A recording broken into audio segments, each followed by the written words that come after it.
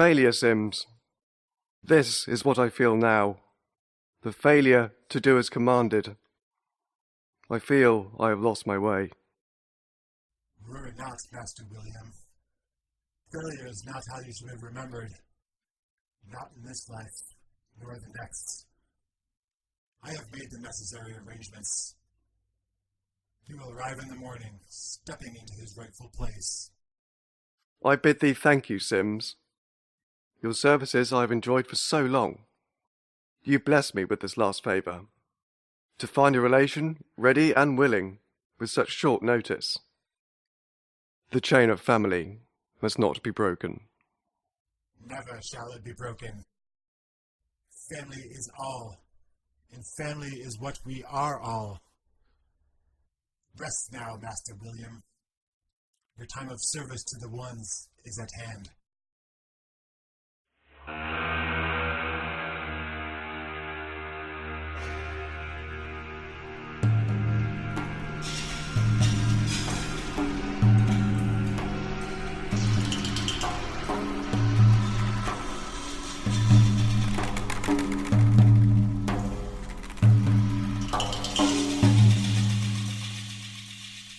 Father Dagon Season 2, produced by Dreadfuls Theatre and original soundtrack by Caesar. This podcast is made possible by the support of our listeners, especially those who have pledged money to help us via Patreon. Patreon is a service that allows fans to connect to their favourite podcasters and artists by donating money on a monthly basis. To find out more, head to patreon.com/Dreadfuls Theatre. This is Episode 6, Walter Templeton, written by Rob Wildash. I gotta say, I was quite surprised at the timing, and well, certainly the convenience of it all. The fact that I, Walter Templeton of 1931 Hayward Avenue, had become Walter Templeton of no fixed abode. It certainly accelerated my decision to say yes, when a letter from a Mr. William Sullivan arrived on the morning of my apartment exodus. I took the letter to a favorite spot of mine, in Newbury's Park. Park is perhaps a kind word for what is ostensibly a massive fetid pool dotted throughout the dark wooded enclosure. Not many people would venture through it, so I knew I could sit and ponder my next move in the great game of life. As for the letter, I had chuckled briefly at the minuteness of the handwriting on the envelope. Cramped and without what you or I would call the correct amount of space between words, it took me several minutes to separate the words for my mind to comprehend. The contents of the letter, as I have said, were remarkably convenient for my situation. It would appear that William Sullivan was some distant cousin on my mother's side, and he had tracked down his last living relative, me. He wrote that he was the owner of a small restaurant in an equally small town called Innsmouth. He continued that his journey in this world was soon to be continued elsewhere, whatever that meant, and that family was the most important thing to him, and the restaurant would always be a sanctuary for his family. Amusing how the world works, isn't it? Here I am now, homeless and jobless, yet a short way away down the coast there lived a distant relation I'd never heard of who wanted to help me.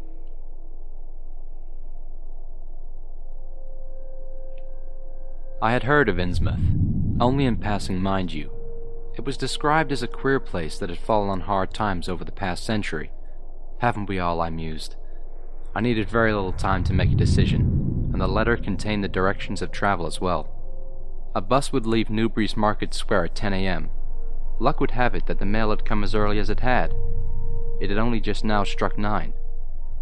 With my suitcase of belongings that I had managed to keep along with my own name, I made my way to the square. Outside Hammond's drugstore I found a bleak and decrepit-looking bus, its windows crusted and grayed. I paid the driver, an odd-looking fellow, stoop-shouldered, narrowed head, and a very particular pair of bulging blue eyes. Aunt Mary, I thought to myself and chuckled. The driver gave a slight twitch that unnerved me, and I hastened to his seat. I won't bore you with the story of the ride. Let's just say I was happy to get off when we reached Innsmouth. Hard Times was right. The place looked like it was well on the road to ruin. Darkened clouds were ominously suspended overhead. A whiff of fish in varying degrees of freshness filled my nostrils as I stepped from the bus. Oddly, it did not seem to be coming from any particular direction. It just hung in the air. The buildings that made up what I imagined was the main square were not run down, so to speak, yet they looked unwelcoming and still for movement. Most had shutters pulled firmly closed, and no front doors blessed with much more than a small porthole. Still, any kind of roof over my head would be welcome, especially as I had not looked forward to the probability of sleeping in the park that I had seemed set for this morning.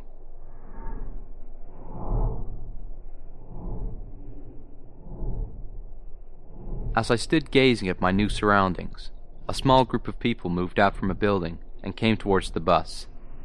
Once they had got close enough to me for some discreet inspecting, it became apparent that they all stooped low, their faces obscured by cloaked hoods.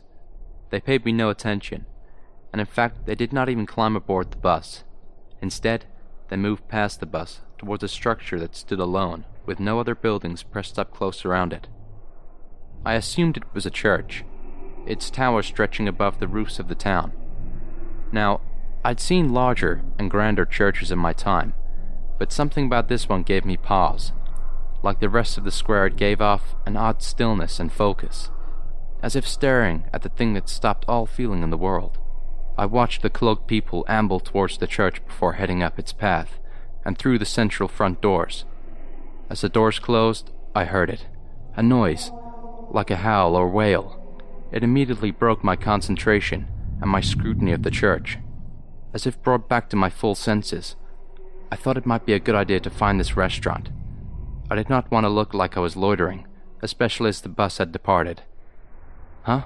When did that happen? I can't have been staring at the church with that much concentration that I didn't notice the bus leave, surely.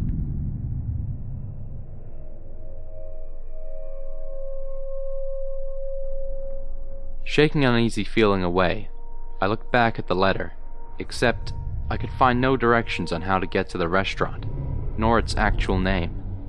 Annoyed at myself for being so damn foolish, it suddenly dawned on me that this may have been some grim trick to maroon me out in some backwater town, out of sight and out of mind, where all the failures in the world inevitably end up. Master Walter, you have arrived. Startled, and then startled again, once I had turned to find a man of small stature peering up at me.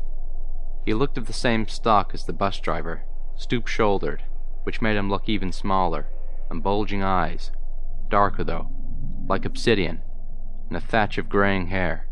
He stood there staring at me for a moment before saying, We are glad you arrived so promptly. It would have been difficult to continue had you not come. Follow me, please. Scooping up my case with little effort, the man set off down a narrow street in the direction of the harbor, but away from that church. Okay, so maybe this wasn't a trick anymore, but the man's demeanor left me unnerved. For a small man, he certainly traveled at great speed, seemingly gliding across the paving stones. I realized that I did not know the stranger's name, far too trusting on my part there. Who knows where it could be leading me? So, you know me, but I don't think you introduced yourself, I said as I caught up to him. I am Sims, Master Walter. Formerly humble servant to Master William, now Master Walter's humble servant. Humble servant? I now had a humble servant? How baffling. Hang on, servant? What would I need a servant for? Come to think of it, I'm not entirely sure what I'm going to be doing here. Master William, as you call him, wasn't very specific. He just said something about a place at the restaurant. Why, you'll be needing me, Master Walter. Help you run the restaurant, I will. Master William very much relied on me to assist him in the smooth and efficient running of the business. I'm sure you will come to rely on my expertise. Left slightly stunned. Run the restaurant? I'm sorry, what? But of course, the restaurant must be open. Now Master William has departed, the restaurant must stay in the family. The chain of family must not be broken. And family I am not. Keep the chain from breaking indefinitely. I cannot. Assist the family, however. That I can do. Too much applause. Now here we are. And here we were. Standing in front of me was a dreary-looking restaurant.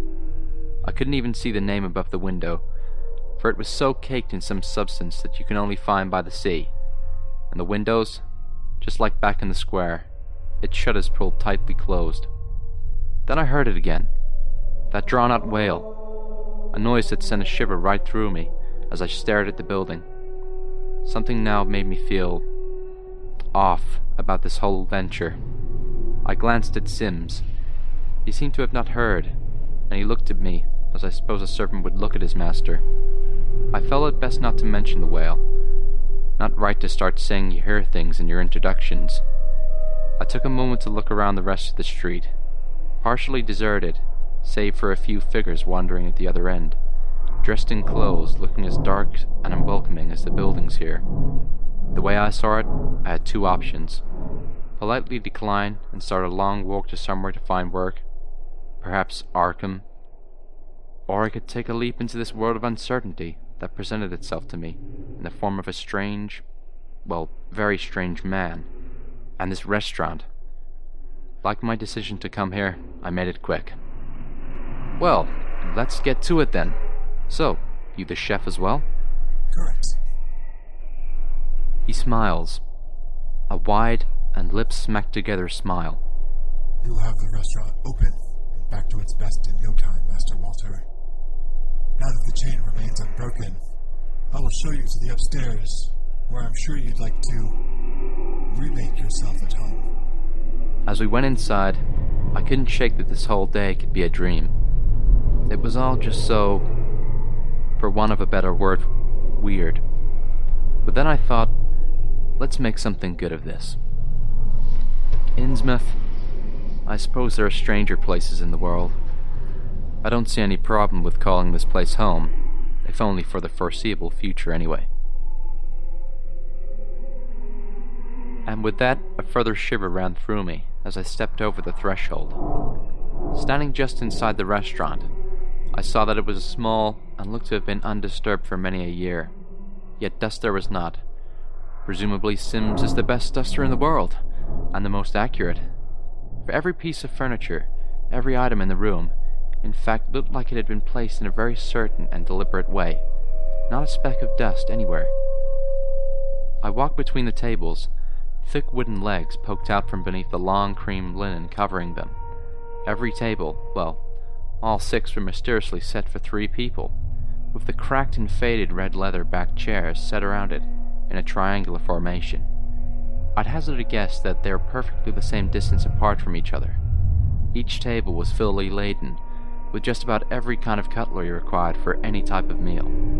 No drinkware, except for a simple water jug and glasses. I would imagine for something stronger, you'd have to get it directly from the server. Come to think of it, I might be requiring something stronger, just to help me get a little settled in, mind you. Before I show you up, I'll introduce you to our waitress, Alice. There it was, another wail, although this time softer, less piercing. You still get the waitress in, even when you're shut? There is always much to do, Master Walter. I suppose by that he meant maintaining the chairs so they were all in an equal distance from each other, and tracking down any dust particles that had escaped his attention. Then through the door, that presumably went to the kitchen, came a woman. Taller than Sims, but not by much. Her chestnut-colored hair hung loosely around her face, but I could still make out that she had a kindly look about her. She walked with a small amount of trepidation, but her slightly too far apart and soft-looking eyes never once wavered from gazing directly at me. She brushed her hair back as I started to say, "Pleasure to meet you. I'm..." Master Walter, my father said you was coming to take your place with us here, to take over the running of this fine establishment. I'm very thankful for you being here. I do love working here. So sad to see Master William leaving, but you're perfect to step in where he left off. I'm so glad to meet you, Master Walter. Your father, eh? The family chain and whatnot?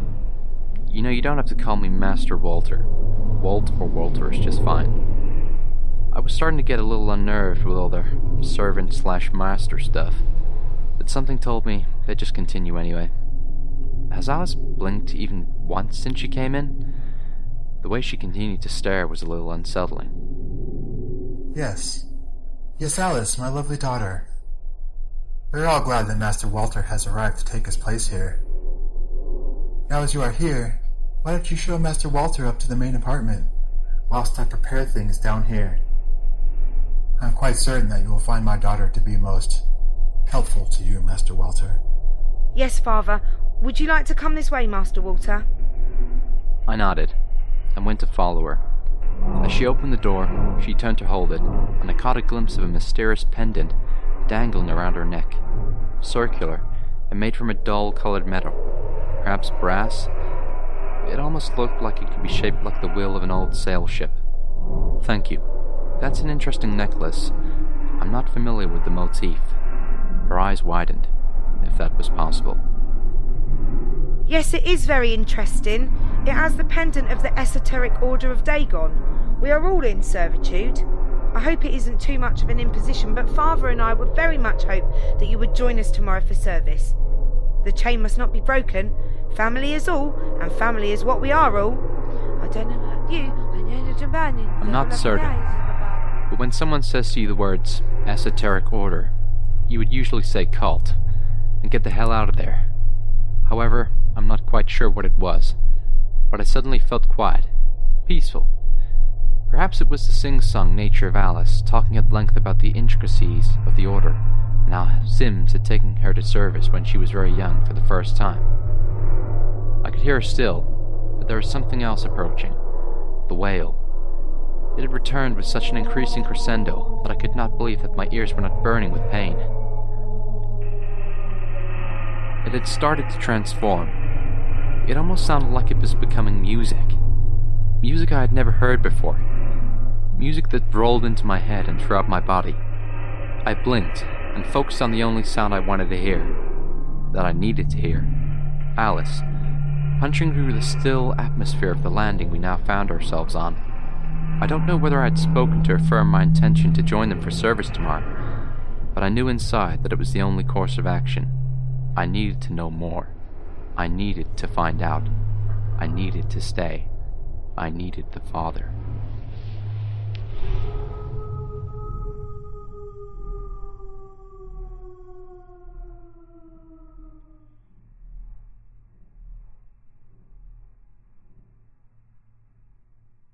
You have been listening to Father Dagon, Season 2, Episode 6, Walter Templeton. William was played by Chris Walters. Sims was played by Jason Simpson. Walter was played by Morgan Baker. And Alice was played by Catherine Brown.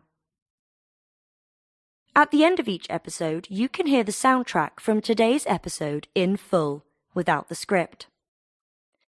I heard that if you play Caesar's music backwards, it sounds like the theme to Hawaii 5-0.